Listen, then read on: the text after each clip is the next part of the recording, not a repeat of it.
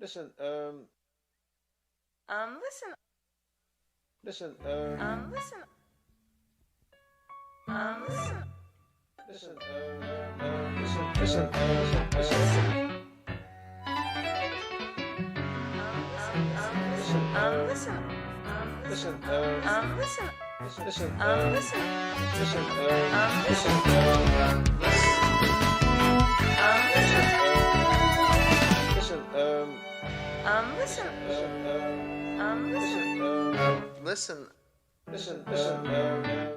Listen. listen, Listen. listen, Listen. listen, Listen. listen, Listen. listen, Listen, listen, listen, listen, Listen. listen, Listen. listen, listen, listen, Listen. I have a.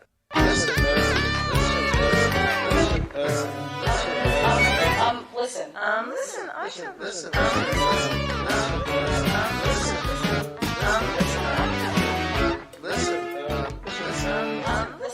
have a. Listen.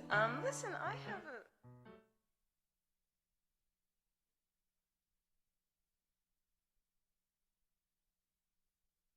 So yeah, there's always this interplay between inheritance and invention and different, I think different, not just different cultures, but different subcultures have really different attitudes about what constitutes a nice mix.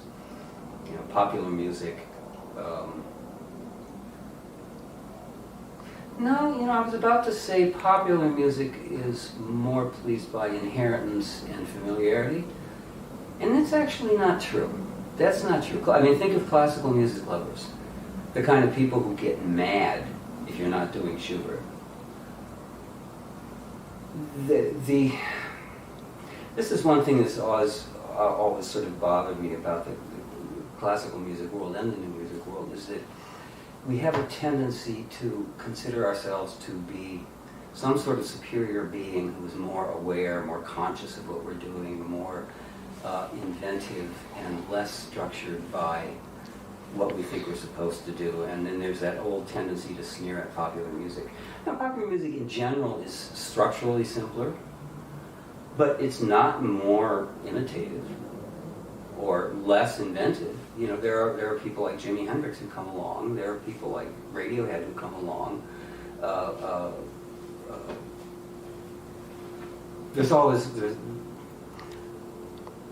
Again, back to the idea that the humans are always they're always using the same hardware.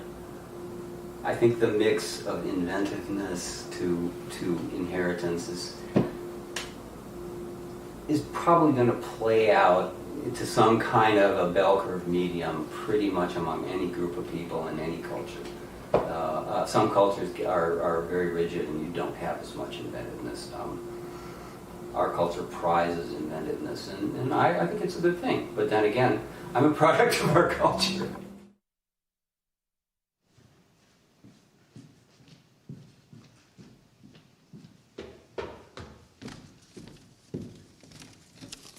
Hello, everyone. Welcome. It's a privilege to be here with you all, and I'm going to include those all people who are on the internet, because I understand there are a fair number of people watching by live stream. I'm Ed Harsh. I'm a quarter-century long friend of Scott's, and Scott's sibling Susan and I have planned this evening. And I thought I would give you a sense of kind of how we got to where we got here. As you probably have guessed already, this is not a funeral. It's more of a kind of an articulation point, a way of thinking before and after. And, you know, it's a moment that carries some sadness, but we're hoping that tonight we also are going to see some beauty, be engaged with some really interesting thoughts. And there's a full measure of love attached to this. And I think that's a pretty complex mix, but that's what we're looking at.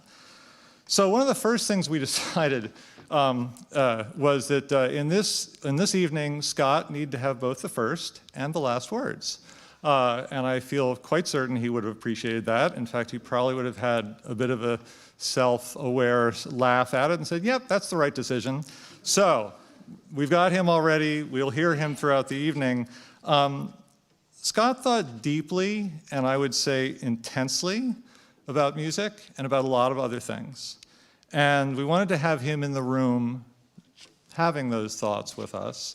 And we actually are gifted in being able to do that because in 2018, Frank J. Oteri and Molly Sheridan did an interview with Scott, very extended interview for the New Music Magazine, online magazine, New Music Box.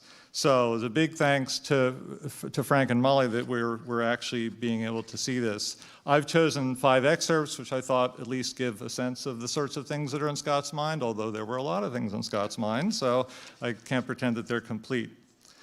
But the words really should not overwhelm the music, because as much as Scott was a musical thinker, he was more even a thoughtful musician.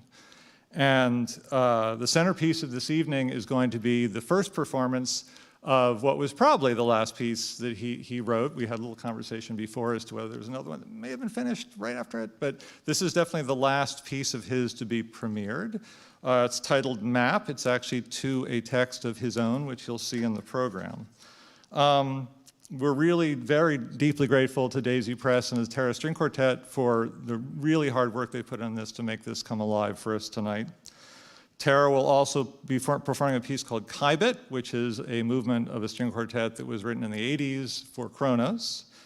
And then again, video, through the magic, allows us to have Scott himself playing his singularly awesome breakthrough piece, John somebody, not the whole thing, because it's quite long, but just the first part. There's also a part of this evening that needs to be give us all the opportunity to kind of remember and think about what Scott meant to us and what he meant to the field. We're going to have some people in the room. Susan, T. Linley, and Bill Ryle are going to be here giving their personal thoughts. David Harrington and Laurie Anderson both very much wanted to tribute Scott. Both of them are on opposite sides of the world at the moment. So what they've done is given us a video to watch, so they too will be present in that way, and we're very grateful. So there's a lot to say and listen to and see, so let's get started.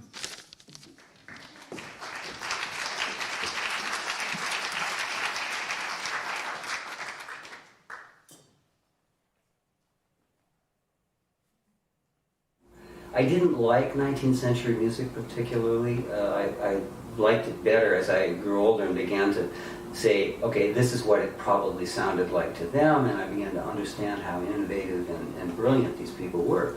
But when I first heard it, I had no music background, by the way. I came to classical music and this stuff as a teenager, on my own, under my own steam. And so that music was kind of another era. It didn't really speak to me, and it gradually began to, as I began to understand what went into it and the structures behind it. But it didn't sound right to my Midwestern American rock and roll guitar playing ears. On the other hand, actually, I remember the first time I really got excited about classical music was my teenage hippie friends and I were getting stoned up in his room, and we listened to The Rite of Spring. And I mean, you probably talked to a dozen composers who said that was my first piece, and it was mine too, just like everybody else.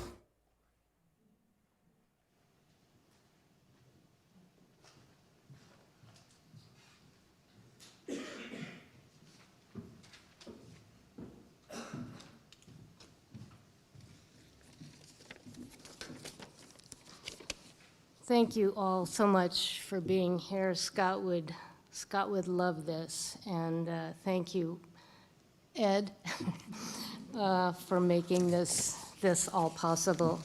I think, yeah, there we go. Yeah, I'm actually wearing Scott's jeans, and I had to shorten them by about 6 inches. So when I knew I was going to follow Scott speaking, it made me think about why it is when a sibling speaks that we so often want to argue with them. I never clashed with Scott about music, I knew better, but I did lock horns with him about history and culture, since I'm a historian. The impulse to argue, though, I think goes beyond subject matter, though, since siblings are among our first interlocutors. We vie with them for everything from space to food to parental favor. Scott always had the edge in our spats. He was older and taller. He would hold the heel of his hand against my forehead and laugh while I'd swing at him without being able to land a punch. And he'd harass me when I wasn't looking, cuffing the back of my head and claiming that it wasn't him who hit me, but a creature called Monkey. If I had a dime for every time I shouted, "Scott, stop it," and he yelled, "Monkey did it," I'd be on Easy Street. Now, I was no innocent. I toppled his card houses and messed with his model airplanes, which enraged him. On the other hand, I could swipe his football or his baseball glove with impunity. His sports gear just gathered dust in the garage. Scott and I used to like to say that I was the son our dad never had. So I'm the younger of Scott's two siblings. In the slideshow, if you watched it or if you watch it later, you'll see our older sister Lynn, who's in Wisconsin. Our parents were both only children, so the Johnson family was unusually nuclear. And as adults, we've been unusually unreproductive. Only Lynn had a child, our niece Michelle, who's here tonight. As you might guess, Scott Johnson was an odd kid. He made so much trouble that Mom and Dad took him to be evaluated and learned, of course, that his IQ score was sky high. Scott's rebellions took many forms as he drifted from folk music to Jimi Hendrix. Though of the anti-war protests in our hometown of Madison, he liked to say, "I don't want to be part of any movement that I didn't start." I argued with him about that as well. He taught himself guitar and played, as you know, in rock bands in high school. When the bands practiced in our basement, he sometimes let me come down and listen. They were bad boys. With a flourish at the end of a song, one guy would flip his guitar to reveal an aspirational 69 in duct tape on the back, which only reveals their inexperience, since really, how often does that work? Maybe you've had better luck. But when Scott was in college at UW-Madison, I was in high school, so I still saw him a lot. He majored in art, and I went to see his senior project, a sort of maze made out of wire mesh with light bulbs hanging down at points and live cockroaches running around inside trying to avoid the glare. Some of the roaches escaped, and their descendants still haunt the humanities building at UW-Madison. Fortunately, Scott got out of there. He only stayed in Madison a year after he graduated, driving a taxi and saving up for the move to New York in 1975. In the decade after he left, I saw Scott maybe only every year or two. On one of his visits home, I came out to him and he responded, "Kid, you got more balls than I do," which wasn't actually news to me. But in 1985, I followed him to the East Coast to attend grad school, and then we hung out more. Once when I was in New York, we stopped in a bar for a beer. The customers were all gay women, and some did not appreciate Scott's presence. Ever after, Scott liked to tell how I stared down a disapproving patron and said, "Get over it, he's my brother." Scott lived in the East Village until, we're not sure exactly, kind of late 80s, maybe early 90s, when he moved to the West Village and lived on Leroy near Bedford, next to a bar that was then called Kelly's. Scott said that on summer nights, queer couples would filter out of Kelly's and sit on the stoop outside his window, falling in and out of love and lust. So one June, when Pride happened while Scott was traveling, I asked to use his apartment as my home base. It didn't disappoint. I saw less of Scott after I finished grad school, but we'd rendezvous in Madison, and I attended his concerts all over the country. And always we talked on the phone, sometimes commiserating, sometimes arguing, often worrying over our aging parents. A decade ago, we started to talk more often when my partner was diagnosed with cancer, and then, after she died, as I rebuilt my life. Through it all, Scott delivered his distinctive brand of kindness, always curious, never sentimental, and often ironic. That kindness all invariably brought me back to what I remembered as his finest brotherly moment, when he was about 12 or 13.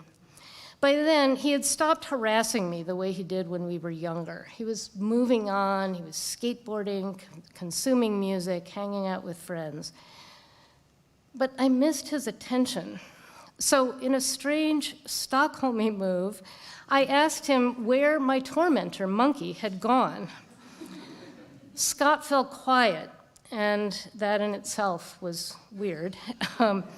But after an extended pause, he launched into a tangled tale about how Monkey had gone off on a long safari and how he might not come back. That story let me move on, too. Ever since Scott died in March, a few hours pass when I don't ponder Monkey's exit.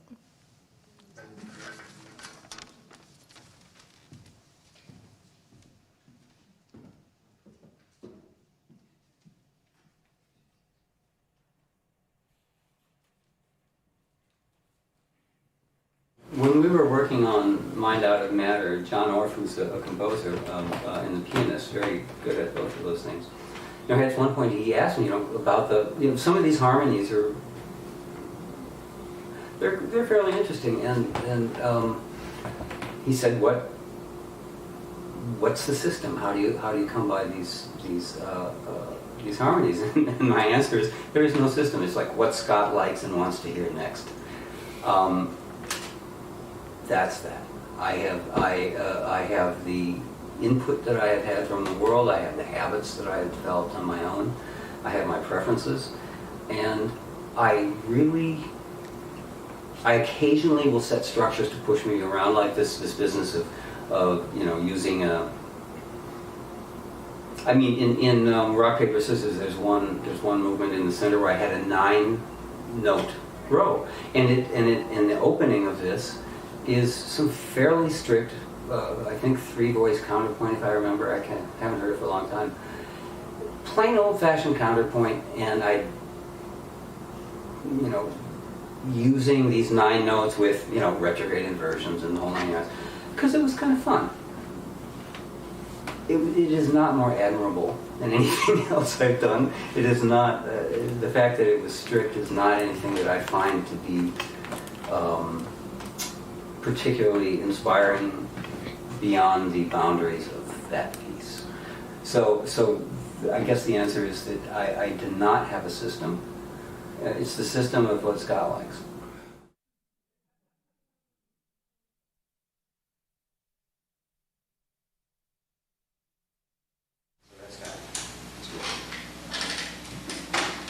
You know who's in New York? Remember that guy, John somebody? He was sort of a, remember that guy, John somebody? He was sort of a, John somebody? No, he was sort of a, remember that guy, he was sort of a, John somebody? Remember that guy, he was a, John somebody?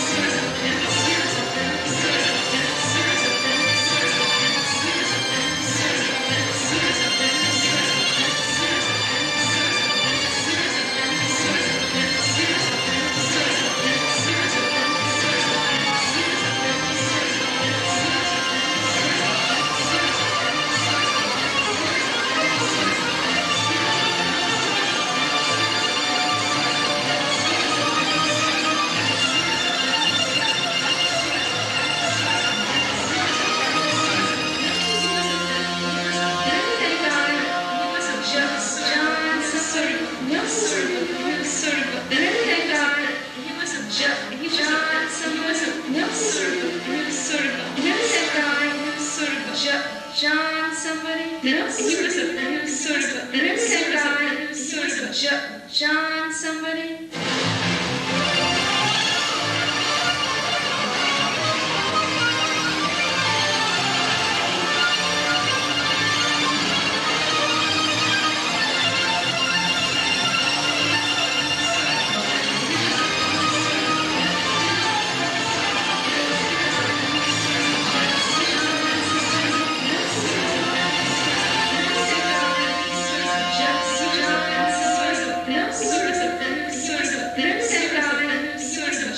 John somebody? He was sort of a... John somebody?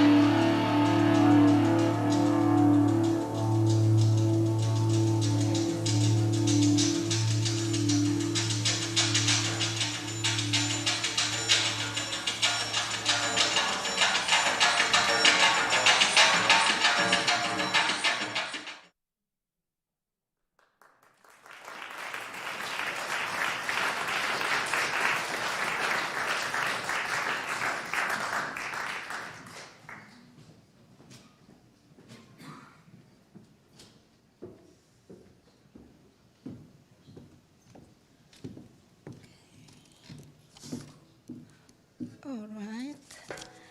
Okay, my name is Tilin Lee, and I would like to start with how I met Scott. It was probably in the 70s, I'm not exactly sure, late 70s.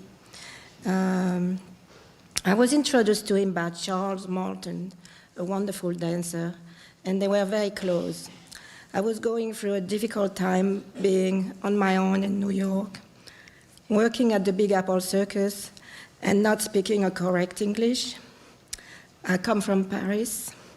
Anyway, he was a breath of fresh air, very confident, without arrogance, and handsome, yes. And there was a lot of parties, dancing and music in the downtown at the time. Charles and Scott were in a lot of them, and so was I. We had similar progressive outlook on most things, like world politics, art, and music, of course. He liked to think that the popular music was just as important as classical, and I never heard this expressed out loud. I had similar thought about dance, but never thought of bundling it together. This was pretty new, as I discovered that people on both sides of the ocean had similar thought. Anyway, back to Scott. We lost touch for many years, but he made it very livable for me at the beginning in New York. We then reconnected in Paris. He had many fine dinners with my friend, and then came Marlisa and more dinner with Marlisa. And we got also together in New York. Finally, we got the idea to hike the Grand Canyon in 2 days with my husband, sleeping one night on the bottom. Some people do it in 1 day, but we didn't think we could do it. After a month of not having any news from him, I asked what was going on, and he told me that he had been diagnosed. It was alarming, but my aunt had lung cancer and she survived. I told him science is strong and he probably would make it. I was wrong.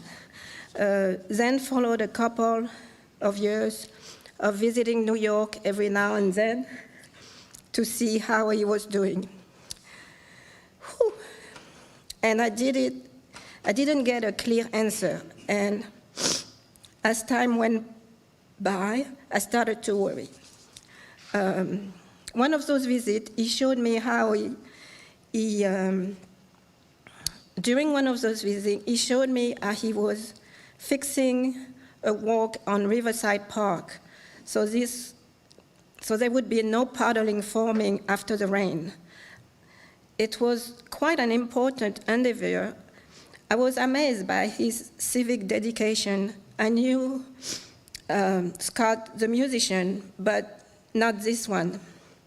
I think maybe he should have run for office or something. In final, we lost a wonderful friend, an artist, a big part of my life, and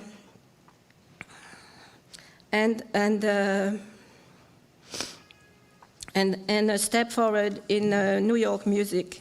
He paved the way for people like Jean-Baptiste, who were successfully, almost 50 years later, were successfully implemented those ideas. Thank you, Scott. Also, many thanks to Susan and Ed for the organization of this event. Marlisa and Scott loved Italy, specifically Venice, and they wanted to go there if Scott got any better. So I just want to say, arrivederci.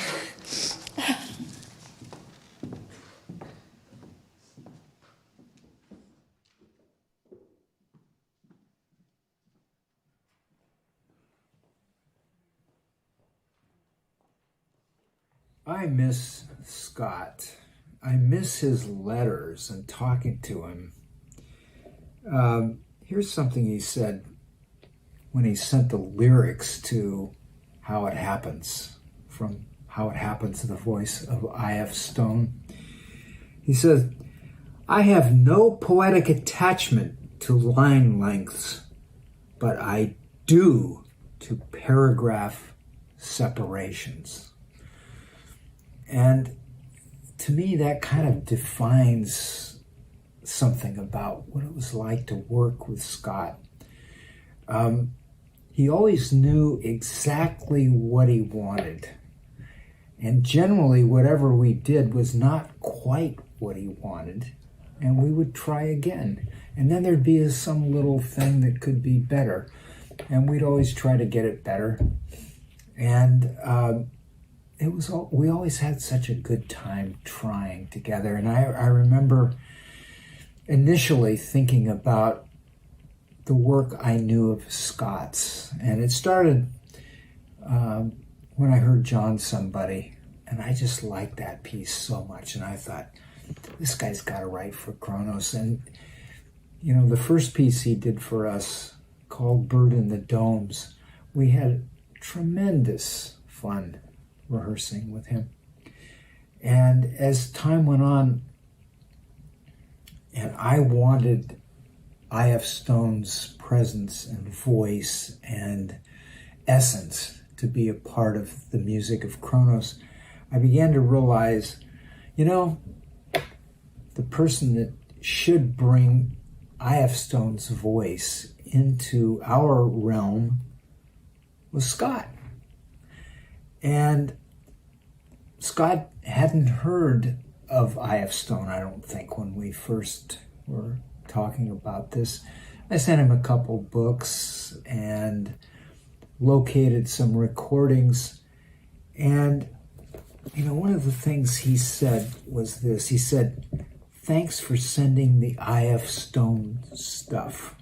I've been pecking away at it in between assorted real estate and musical crises, and find that I do feel a real affinity for this eccentric, unaffiliated, and creative mind. Some sort of piece is gradually taking enough shadowy shape that we might want to look at the next requisite step, although I'm at least 4 or 5 months from making any black dots. Well, I just should say that Scott took years to finish the black dots of How It Happens, the voice of I.F. Stone. Probably there were more cancellations that we had to make in order to realize that piece than with any composer ever. But Scott was always so sweet about not finishing and not being able to finish that piece. And eventually, it got done. And eventually we recorded many of the movements. And I think what he brought to our music and to American music is really distinctive. And I love his contribution not only to Kronos's work, but I also love how much encouragement he gave to so many of us in the work that we were doing. And Scott, I miss him a lot, and I wish his family all the best. And thanks for making this day possible for all of us to celebrate the life and the work of Scott Johnson.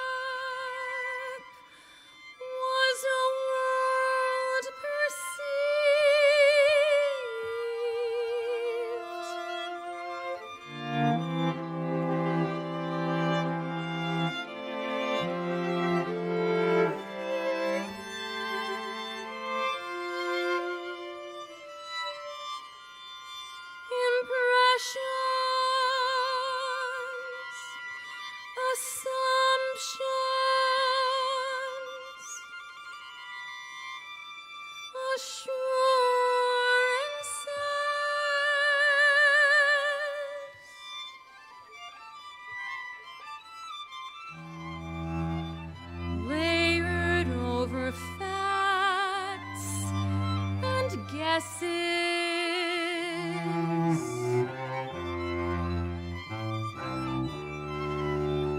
A record of what worked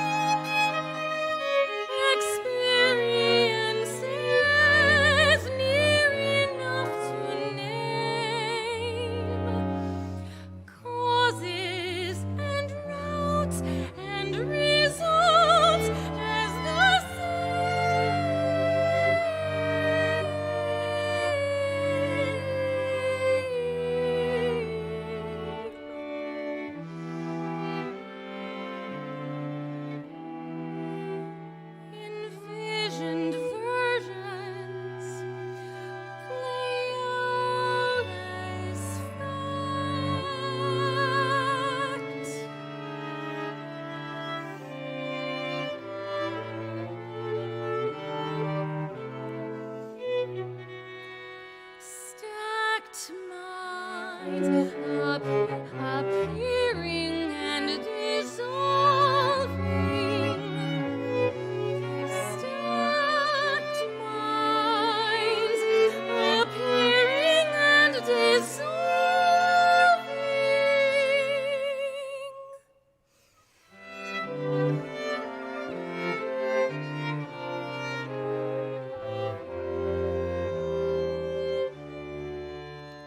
Appearing and dissolving in the shifting atlas.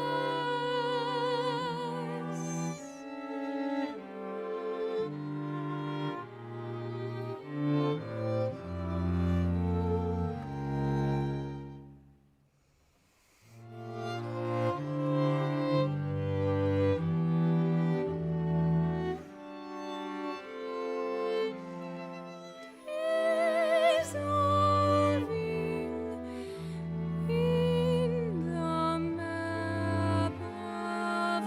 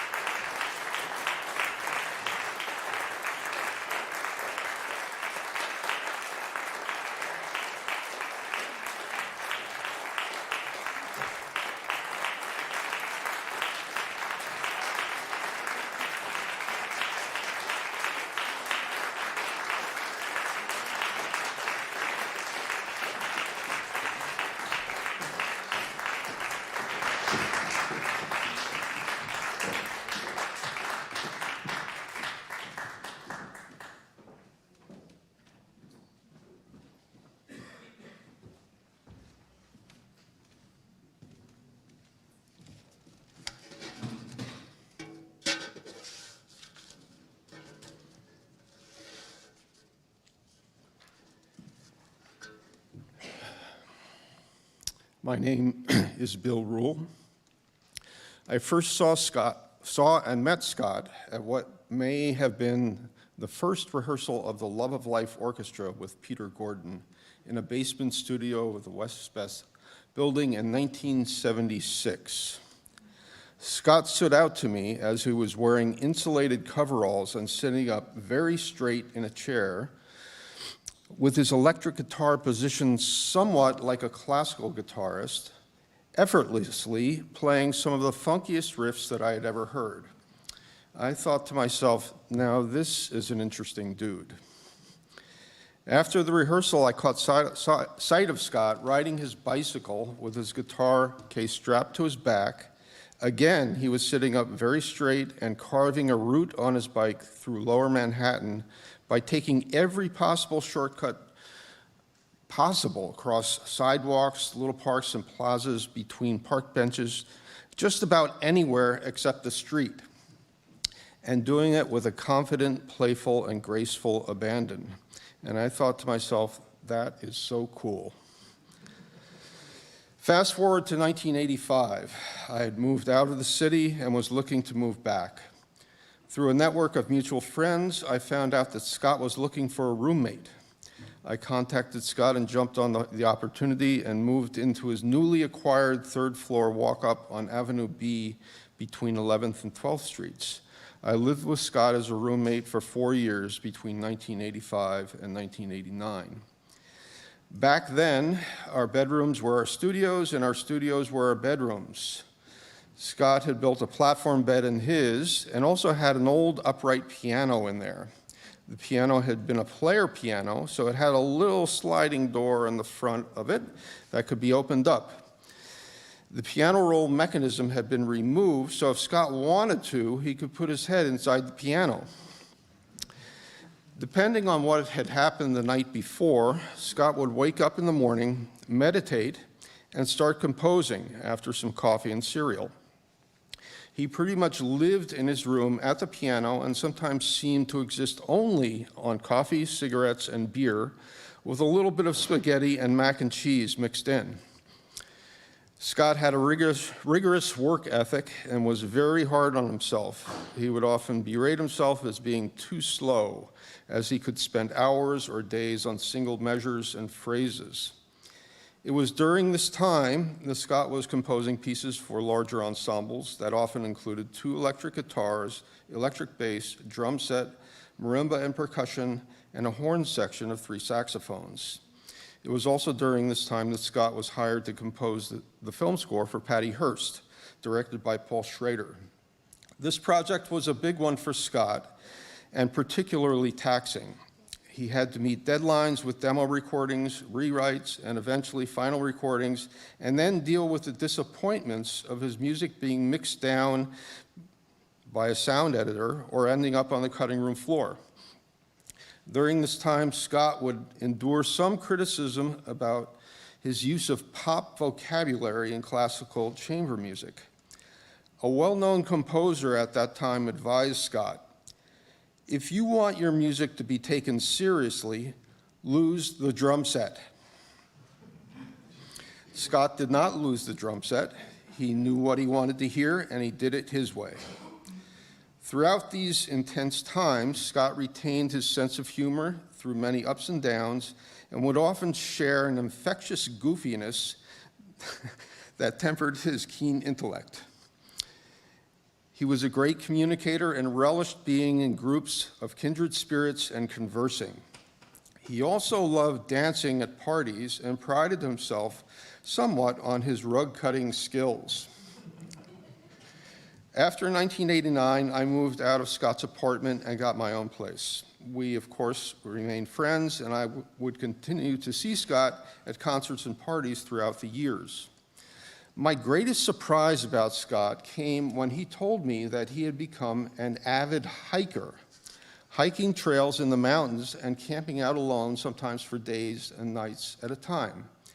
It was a bit of a shock to me to hear that my friend that I lived with, hardly seeing the light of day beyond his studio window, had become an outdoorsman. He was serious.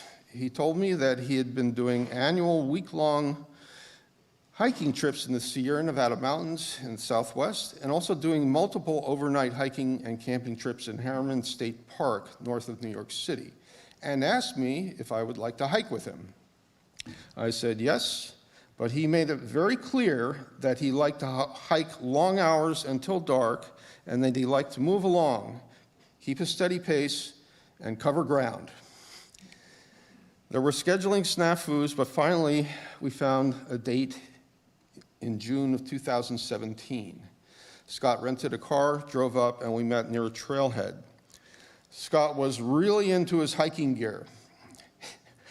He was all tricked out in special hiking boots, special pants, tick guards over his boots, a vest with many pockets, bladder pack, hat, compass, the works. On that hike, Scott introduced me to trekking poles. He brought an extra pair for me to try, and they worked out great. We hiked for 8 hours that day.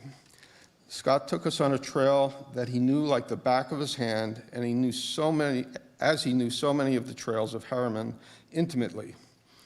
We would be walking, and he would inform me of a certain kind of tree grove coming up and have a description of how it might smell.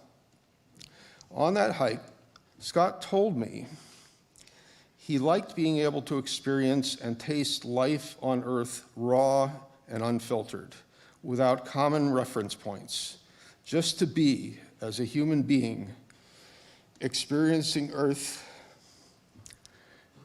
as a new planet with fresh senses, awake and in wonder.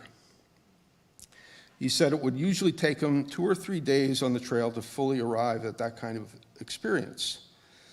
In October of 2021, Scott called me and told me that he had been diagnosed with cancer the previous spring.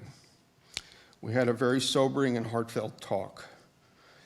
He had undergone chemotherapy and radiation treatments and had lost a lot of weight. But he said that one of the biggest drags was that he had to cancel his plans to hike the Sierra Nevadas that spring. I went to visit him at his apartment a couple of days later. He said that he gained some weight back and was feeling stronger. We hung out and talked about many things, but circled back to the possibility of taking a hike in the future. Sure enough, Scott texted me in December of 2021 with a plan to hike in Harriman on an unseasonably warm day. Scott took us on a trail that was completely unfamiliar to me, and we passed by a lake that I'd never seen before in the park and that was not reachable by any public road. We eventually arrived at a lookout point with a 360-degree vista. We just hung out there for a while, and Scott pointed out some other spots in the distance where he had hiked and camped out.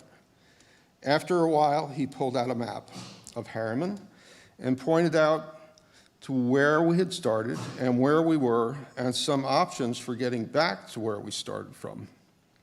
He noted the time and that the sun would soon be setting in the next hour or so, and suggested that we take a shortcut back to the main trail. He said that it would be a little bit rough, but I said, sure, let's do it. So we started taking this shortcut through low underbrush brambles that were more difficult to negotiate than I had anticipated. And the sun was setting, and we were walking right into the glare. And there was Scott, forging ahead, clearing his way with his trekking poles, very skillfully, blazing a new path right toward the sun, confidently and with joy. I had a hard time keeping up with him, and he was waiting for me at the main trail. It was dark by then, and I asked him, Scott, how did you do that? And he said, oh, I've done this before, I've practiced. We made our way back to our cars and drove to a nearby town and had a wonderful Mexican dinner together. That was the last time that I saw Scott in person. I sadly was not in touch with Scott again until January 2023. It had been too long. He told me that his condition had worsened and that the last hike that we had done together wasn't one that he could undertake in the foreseeable future. We exchanged emails about some of the old demos that we had recorded and the names of the band members. He was considering releasing those early recordings as they were rather than re-recording them. He liked the feel, particularly the horns. I last spoke to Scott on the phone a month before he died. He was having difficulty speaking with involuntary hiccups, but was completely alert, still organizing his work, and hopeful that a remedy might be on the horizon. Scott lived a full life. Scott lived a full life and shared his life fully. I look to him as an inspiration to discover new pathways with joyful effort and to keep on listening and communicating.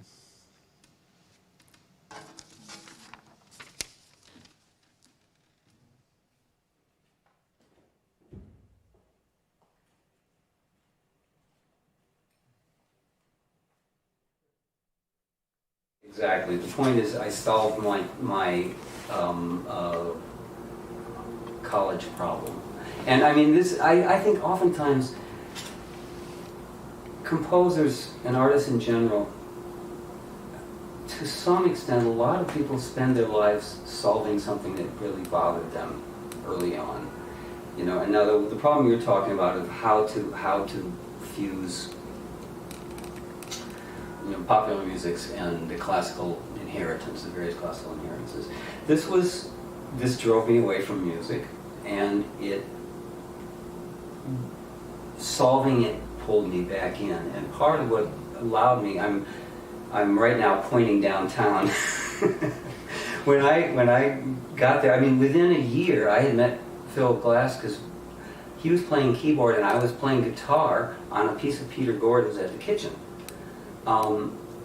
And suddenly I ran into these people who were not who had found ways around this high modernist conundrum of, you know, how do I make a music that's not the only thing that's currently respectable.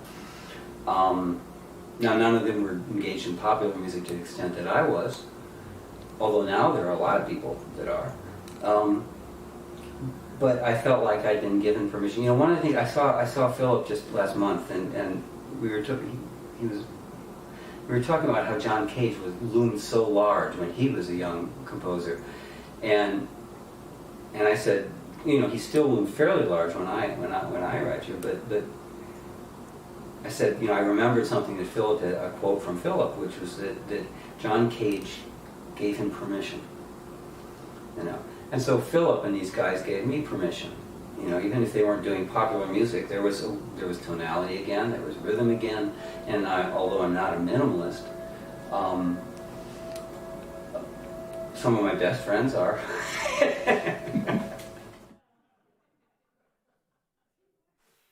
Hello, this is Laurie Anderson, and I'm really happy to be able to join you here today. I just want to say a few things about my friend, Scott Johnson. Really, from the day we met, we really just got each other. We were both from the Midwest. We wore the same kind of like check shirts, and he was smiling his, you know, his goofy smile.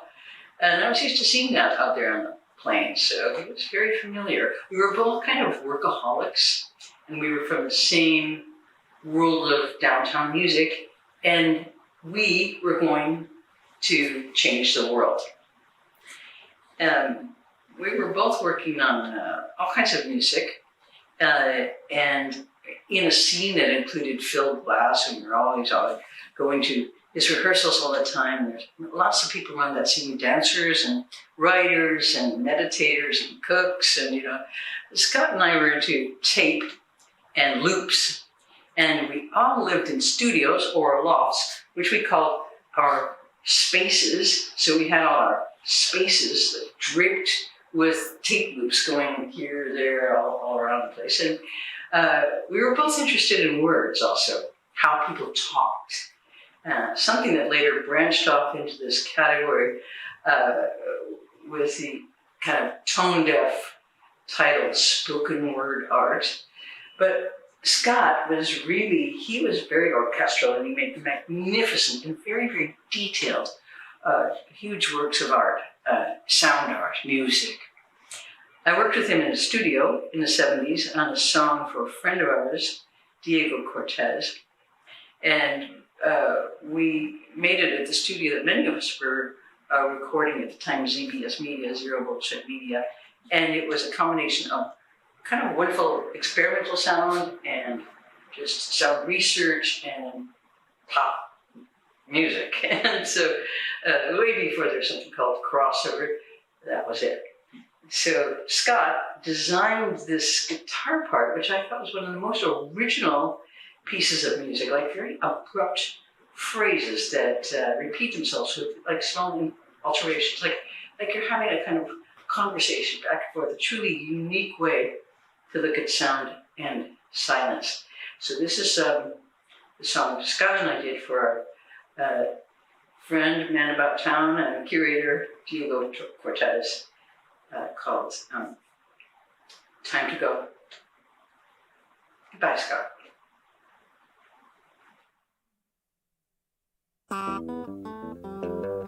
Diego used to be a guard at the Museum of Modern Art. He was on the night shift. And his job was to go around the museum and tell people to leave. Or as he put it, snap them out of their art trances. People who'd been standing in front of one thing for hours. He would jump in front of them and snap his fingers. And he'd say, "Time to go. Time to go. Time to go.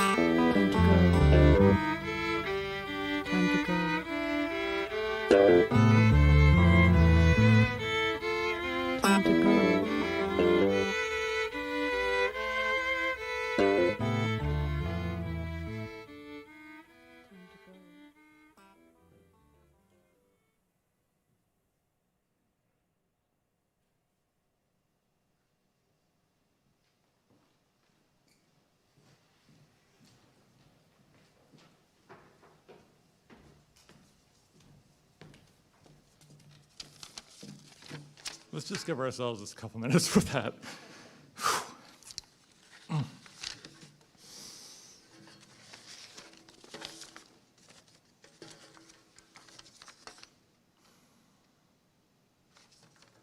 That was a gift.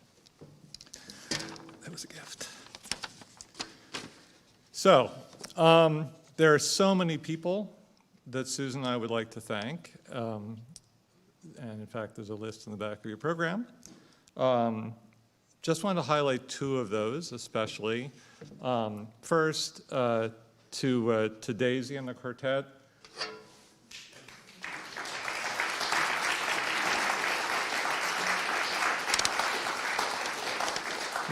It's very important that we had Scott's music alive, and wow, did you do that. Second, thanks to Jim Staley and everyone at Roulette, because this is, in fact, the dream home of the adventurous musician. I mean, wow. So, we're really grateful.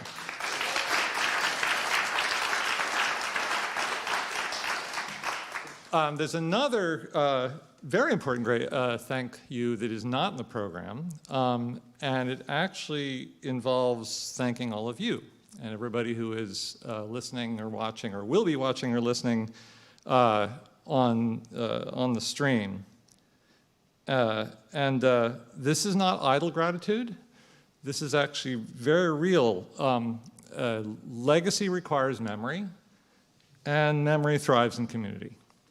And all of us, in fact, are here carrying Scott's legacy and will carry it forward. And I think we can do our best by continuing to remember him and his music, to play it, to listen to it, to think about it, to be inspired by it. And we should feel that. We're his custodians. And I certainly think a lot of us in this room wish that that legacy will continue, and I certainly hope to do the best I can for him. Before we let him have the last word, as we said is very important, and the last music, just one really interesting footnote that about the last piece, Kybit. I hadn't thought until a couple days ago to actually look up, what's Kybit mean? It comes from a piece called Burden the Domes, but this is the last movement. And I was kind of surprised to find that Kybit actually is attached, by some ways of thinking, to ancient Egyptian, dare I call it, spirituality. I mean, that's something that Scott and I talked about a lot, from opposite sides of the equation. He was what I might call not super patient with metaphysics. But when I looked in and found it, actually Susan asked a colleague, and we found it, I mean, that by some ways of thinking, and I think there are people who would argue about this who are experts on Egyptian, Book of the Dead and such, but from my understanding, Kybit specifically refers to part of the soul, and it's the part of the soul that's the shadow.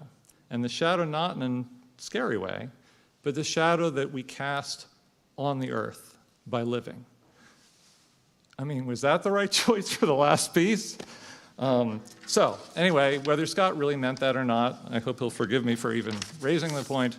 But it's worthy of thought, and let's let Scott have the last word.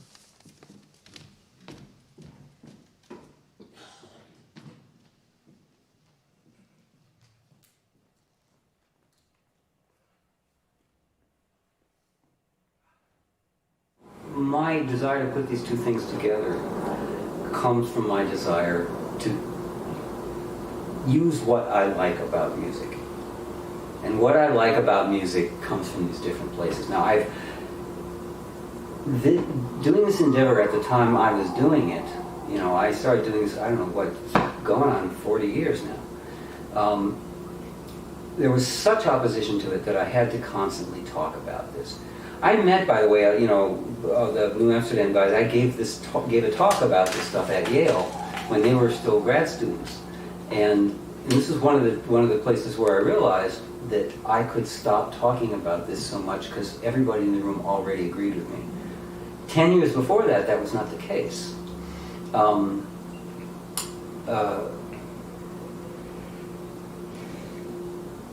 what they're doing is blending the music that they like with, regardless of its source, and I'm totally on board with that. I don't really see a distinction. The nice thing is they don't have to talk about. Essentially, I helped create an ecosystem where that is not a pair of horns you have to wear or claws you have to have out.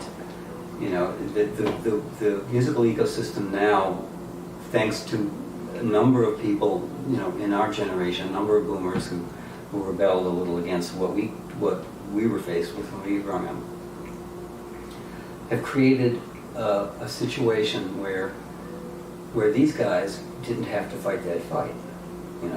The fight was kind of over. I mean, it's not over. There's still, these battles still trickle on, but it's not crucial. You don't have to fight those battles. You don't have to talk about it. You can avoid it.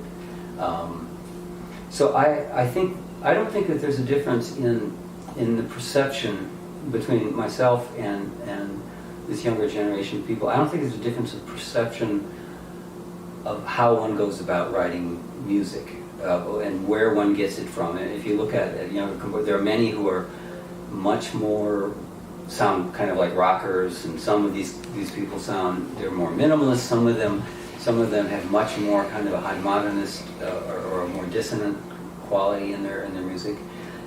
And these things are all mixed up, and they're not all the same. Some of them lean more towards this source or more towards that source. What's interesting is that socially they don't really have to talk about it, because the person who's got more of this in their genome is okay with the person who has more of the other thing in their genome, because they've all got a little bit of each thing in their genome. And it's kind of like the cultural version of the DNA mixing that happens in modern cosmopolitan cities. And that's one of my hopes for mankind, is that everybody starts mating with everybody else to the point where it's not so easy to figure out who to hate. And that's kind of the musical DNA has happened that way. It's not so easy for them to figure out who to hate, so hopefully they're not bothering with it so much. And to that extent, one of the things I'm proud of is to have helped, among a number of other people, helped gradually push the goalposts a little bit in that direction, such that it's possible to have that attitude. I'm happy that the fight I always had to fight is sort of an artifact at this point. It's kind of what I had hoped for.